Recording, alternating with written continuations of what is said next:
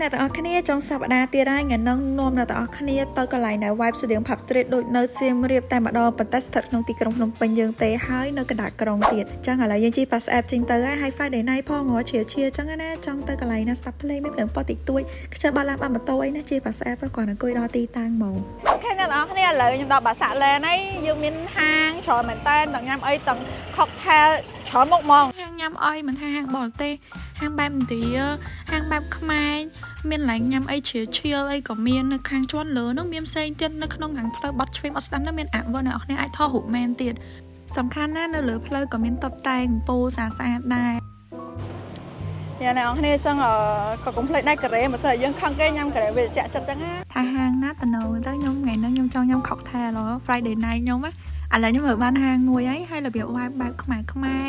ហើយមានតាំង artwork បែបបុរាណអញ្ចឹងណាហើយខ្ញុំឡើងទៅជាន់ខាងលើហ្នឹង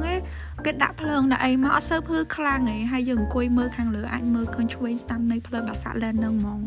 ឥឡូវខ្ញុំប្រាប់ tip មួយចុងសប្តាហ៍ចឹងជិះ Pass App ទៅសុវត្ថិភាពហើយគេមានប្រម៉ូកូដឲ្យប្រើទៀតរៀងរាល់ថ្ងៃសៅរ៍តែចាប់ពីម៉ោង 12 ថ្ងៃត្រង់រហូតដល់ម៉ោង 3 ទៀតភ្លឺបញ្ចុះតម្លៃ 50% រហូតដល់ទៅ 2,500 រៀលហើយប្រើបាន 5 ដងនៅមួយខែទៀតអញ្ចឹងបើចង់ដើរលេងនៅផ្លូវបាសាក់ឡែនក៏ភ្លេចដើរលេងជាមួយ Pass App ចំណេញសប្បាយហើយសុវត្ថិភាពទៀត